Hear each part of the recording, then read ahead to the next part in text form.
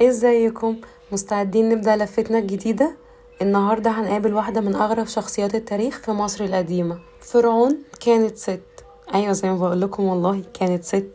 تعالوا نعرف النهاردة حكاية الملكة حتشبسوت اللي لحد النهاردة الناس مش عارفة كل أسرارها. حتشبسوت بنت الملك تحتمس الأول والملكة أحمس، يعني اتولدت في عيلة ملكية قوية، اتربت في القصر وتعلمت كل حاجة تخص الحكم والدين، وكان واضح من صغرها إنها بنت مش عادية.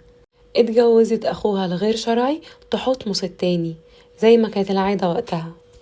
لما مات تحتمس التاني كانت لسه صغيرة، والمفروض ان ابن جوزها تحتمس التالت هو اللي كان يحكم، بس كان لسه طفل ساعتها، فاستلمت هي الحكم كوصية عليه. بس بعد فترة أعلنت نفسها فرعون بشكل رسمي، وعلشان الناس تتقبلها كفرعون بيحكم البلد لبست تاج ولبست دقن مستعار، وظهرت في التماثيل كأنها راجل. مش بس كده، كانت بتكتب عن نفسها ابن رع مش بنت رع، بس كانت أنثى 100%، وده باين في بعض الرسومات اللي بتظهر أنوثتها.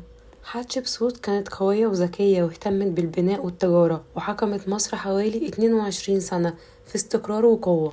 كمان أرسلت بعثة تجارية بحرية لبلاد بونت، وجابت من هناك ذهب وبخور وأخشاب نادرة وجلود حيوانات، ودي كانت أول بعثة تجارية بحرية موثقة في التاريخ. وعلى فكرة البعثة دي متصورة على جدران معبد الدير البحري بالكامل، من ساعة ما ركبوا السفن واستقبال أهل بونت ليهم والتجارة اللي تمت هناك. وبنت معابد كتير، من أهم أعمالها معبد الدير البحري اللي في الأقصر اللي اتنحت في الجبل ولسه موجود لحد النهاردة.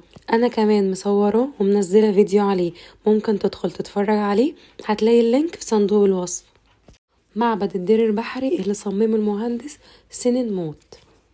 ناس كتير بتقول ان علاقتهم كانت اكتر من مجرد عمل، وتماثيله كانت في المعبد وبعضها كان مخفي، بس لحد النهاردة محدش يعرف الحقيقة فين، كانت حب او صداقة ولا مجرد تقدير.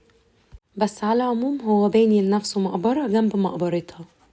في ناس بتقول ان حتشبسوت كان عندها 6 صوابع في ايديها، وكانت دايما بتخفيهم او تلبس جوانتي، بس علماء الآثار بيأكدوا ان مفيش اي دليل على ده.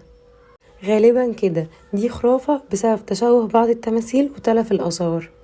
بعد وفاتها اتدفنت في وادي الملوك في مقبرة قريبة من مقبرة أبوها. بعدها تحتمس التالت رجع يحكم، حاول يمسح كل أثرها من التاريخ، وشايل اسمها من المعابد وكسر تماثيلها، وحاول يخلي الزمن ينساها. عشان كده الموميا بتاعتها اختفت واتحطت في مقبرة تانية من غير أي اسم، لحد في سنة 2007 اكتشفوا موميا لست كبيرة في السن لابسة ضفر صناعي. بعد تحليل DNA المفاجأة دي كانت حتشبسوت، وكأنها كده كانت بتستخبى من التاريخ، ولما ناداها رجعت تحكي حكايتها. دي ما كانتش بس فرعون، دي كانت أسطورة. وقبل ما نقفل عايزاكم تقولولي في الكومنتات تحبوا نعمل الحلقة الجاية عن مين، وما تنسوش تعملوا لايك وسبسكرايب عشان لفتنا الجاية هتكون في حكاية أكبر وأغرب.